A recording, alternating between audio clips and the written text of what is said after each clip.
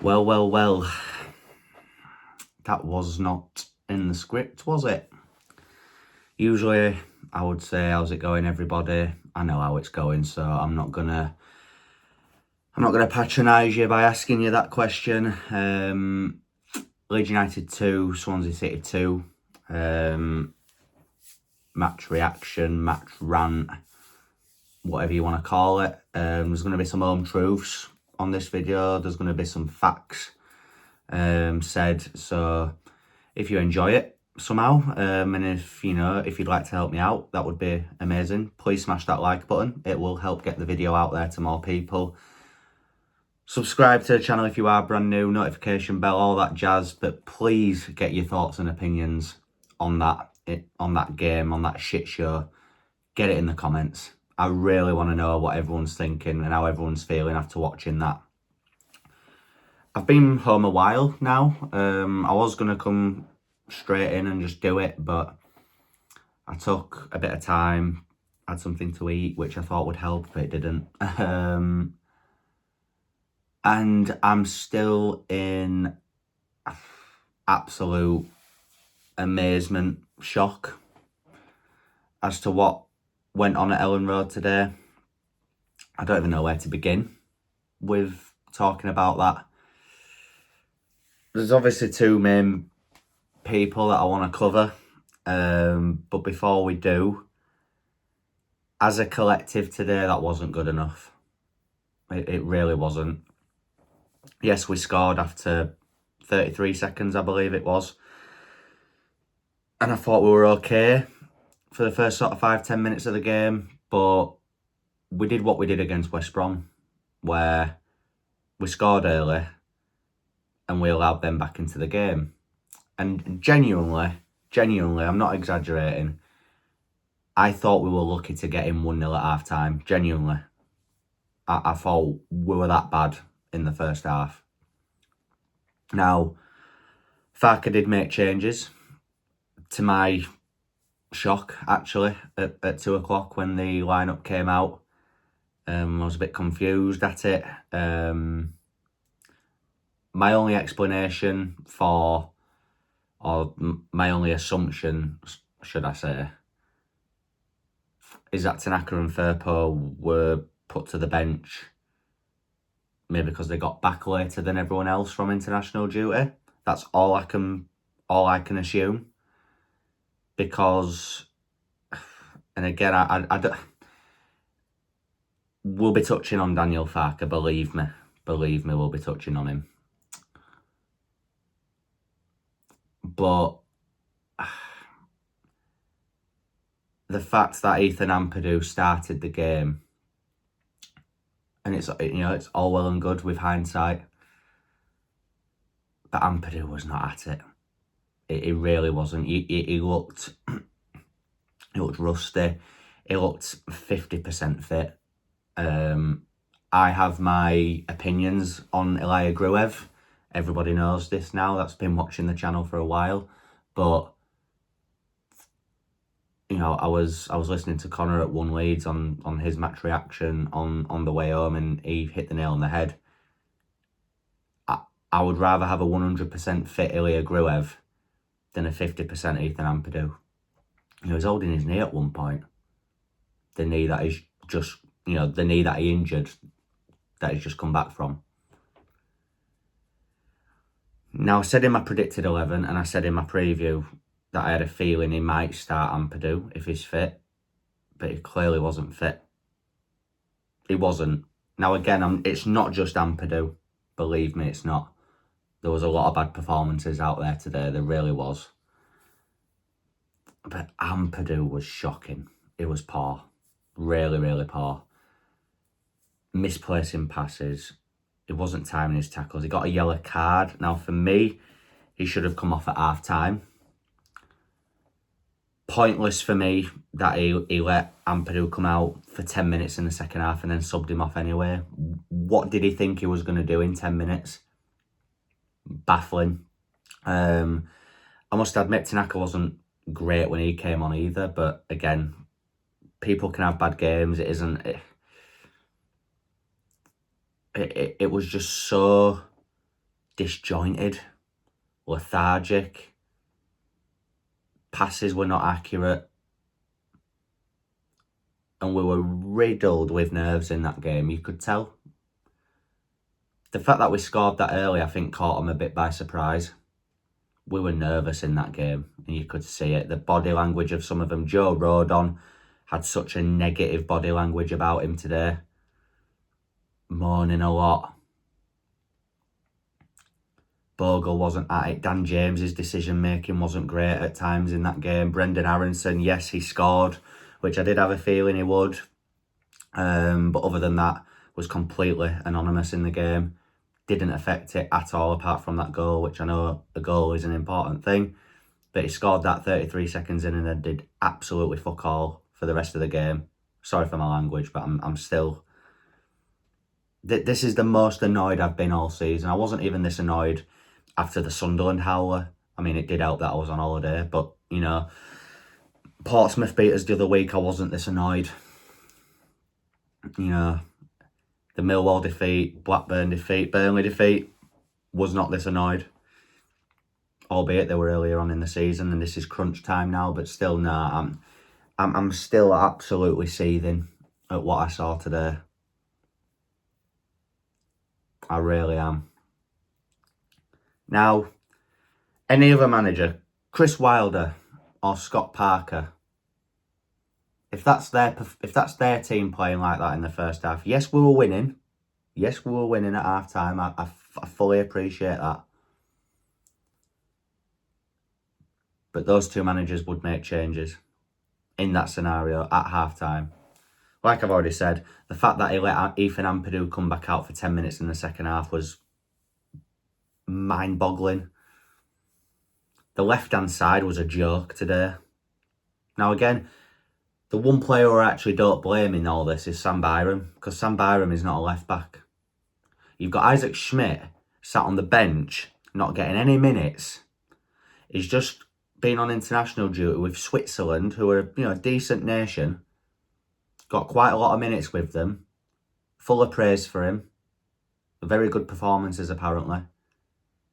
But yet he can't get into the team in the Championship. Now again, if Farke only arrived back in Leeds late Thursday, I can maybe understand why Farke thought, you know what? Give him a bit of a breather. Play Isaac Schmidt. Why is he playing Sam Byram? Why? Why? No overlapping runs. He hasn't got a left foot. So he's always inverting. Does not make sense. Does not make sense in the slightest. Thought Solomon was embarrassing today. Just not tracking back. Holding onto the ball way too long. Again, never takes his man on the outside. Always inverting. Yet he can actually use his left foot. Very frustrating. The left-hand side, it was clear and obvious that it needed changing at half-time, did that left-hand side. At half-time, it should have been Farke on, and it should have been Ramazani on at half-time. 35,000 Leeds fans could see it. Why couldn't Daniel Farke? Nonto comes on with 5 or 6 minutes left. Scores pretty much instantly. Why not bring him on earlier? Again, I know he got that ankle injury in the international break, but if he's on the bench, then he's relatively fit, isn't he? You've deemed him fit to be part of the squad.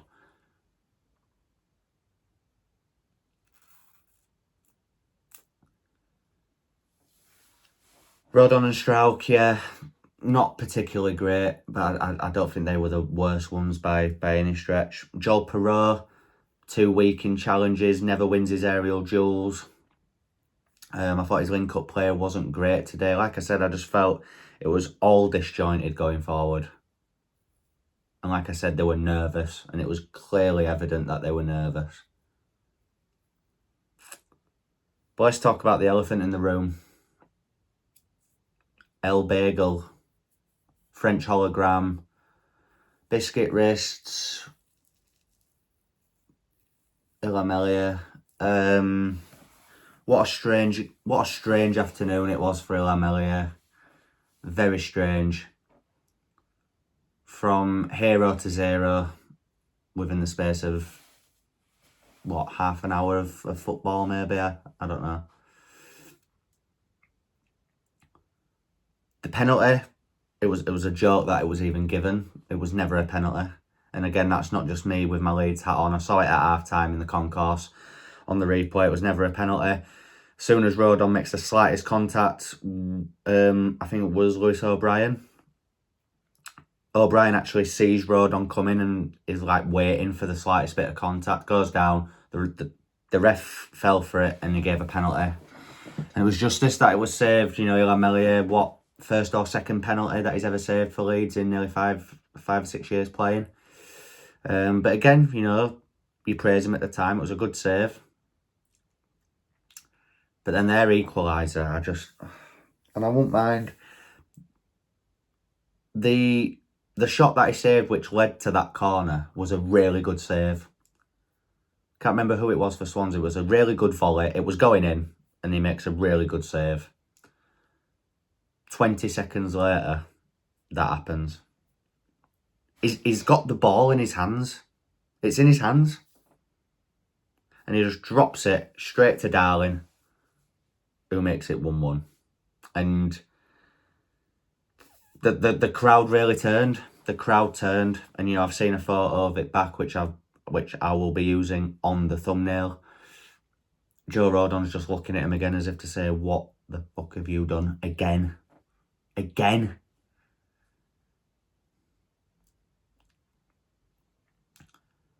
And then, like I say, Nonto, we think, gets us out of jail. Because let's be honest, if we'd have won that game, it'd have been the best win of the season, just in a sense of we did not deserve 3 points.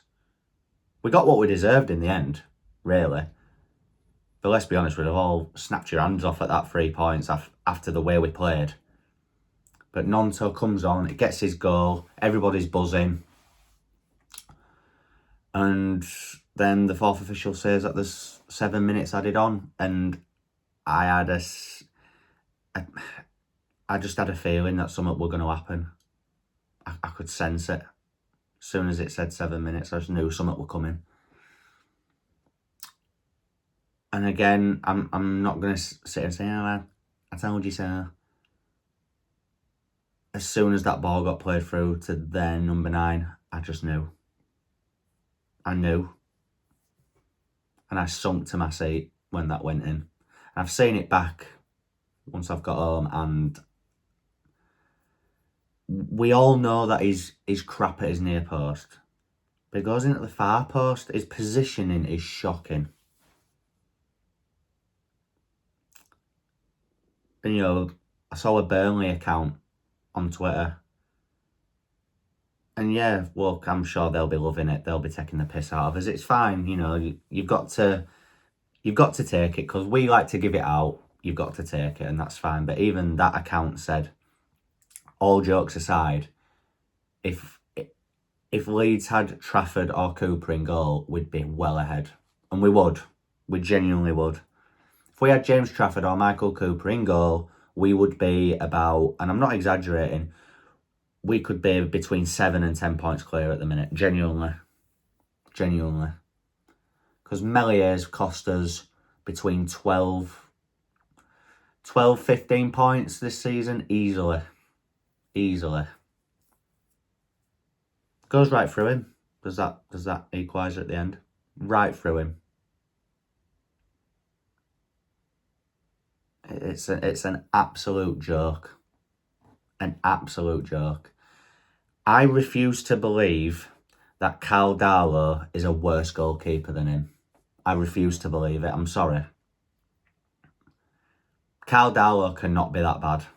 He really can't. He likes that Meslier can play out from the back, even though his distribution's shocking.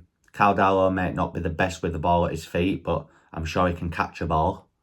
I'm sure he can make basic saves. And yeah, the build-up to that second equaliser wasn't great. I think Tanaka loses the ball. But the defending might not be great, but I mean, when you've got the French hologram in goal, And not even Farke can legislate for that. But let's come on to Farke just to finish off. He said in the post-match that he is 100% certain that we will be in the Premier League next season. Now, people, myself included, when I first read that, I thought, what a clown. What are you saying that for? But when you deep it and you think about it, I think he's said a comment like that to get the attention on him and not on Meslier. Because he knows that the fans are going to come for Meslier. The abuse Meslier was getting, especially when the replay of that second goal for Swansea was on the big screen and it showed it just go straight under him. The abuse he was getting. And at full time, that's the only time I've heard Elland Road boo like that all season. Feels like a defeat. It feels like a defeat, but he needs to start rotating his squad now. You know, it's getting a bit ridiculous. That Larger Ramazani is not getting minutes in this team. Solomon has not been at it for a few games now, in my opinion. Against QPR, sorry, I thought he was probably our best attacking threat. Other than that, he's not been at the races. Dan James hasn't been at his best for a few games now. But for me, if you're going to drop one, it is Solomon. I think Dan James, just with what he can give you with his pace alone, I think is a huge asset. And the relationship that he's built with Bogle is a good one. Maybe if Farke had started the game today, you would have seen a better Solomon, but he didn't. So you've just got to go off what I've seen. Larger Ramazani and Willing Onto need to be getting minutes. If Willing Onto does not start the game against Luton, then there's no hope.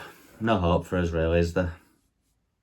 You know, 35,000 Leeds fans in that Elland Road stadium today could see that Nonto needed to come on for Brendan Aronson at half-time, probably as well. I think if Nonto was fully fit, he would have started today. Hopefully now he's got a week. Obviously there's no midweek game, which is good in a way. If he can get more fit, I think he starts against Luton. I really do. I think Solomon deserves a rest against Luton as well. I think Ramazani needs to come in for that game. If it were up to me, I'd put Carl Darlow in goal, but that's not going to happen. And I think Tanaka will come back in and Farke will definitely come back in. And hopefully, you know, we can bounce back because that game's massive now. You know, obviously Burnley beat Bristol City. Sheffield United beat Coventry. Them two had the harder games and they both won. We had the easiest game and we've drawn at home. So it means now that Sheffield United are on 83 points, top of the league. We're second with 81. Burnley in third on 81. And obviously we keep our place in the top two on goal difference. Yeah, obviously Burnley have got Coventry next week. We thought Coventry would pose a problem to Sheffield United, but they brushed them aside quite easily. It isn't over yet, it isn't, and I'm trying not to be too reactionary, but Illan Meslier and Daniel Farke are going to end up costing us promotion if it carries on like this. Farke needs to see the light now. The one thing I can guarantee is that he's not going to drop Meslier. He's not. He will not drop Meslier. But you need to be rotating the outfield players. Big time. Big time. But yeah, I've kind of gone on a bit of a rant now for nearly 20 minutes. Not really much more I can say on it, guys. It's a shame that my new Wi-Fi hasn't started yet. Otherwise, I would have done a live tonight just to have a bit of a therapy session with you all. But it's just not worth it at the minute. The connection's not great on this new internet. But like I said, my new internet is starting again on Monday. So hopefully there will be some live streams throughout the week where we'll be getting hopefully some guests on. We'll be getting all your guys' thoughts. I'll try and get a video out tomorrow as well. But I kind of just want to try and switch off for the night now and just forget about it, because that was not good at all. If you've somehow managed to enjoy this video, please smash a like, please subscribe, get your comments in, hit the notification bell, try and enjoy the rest of your nights, and I'll see you in a bit. Cheers.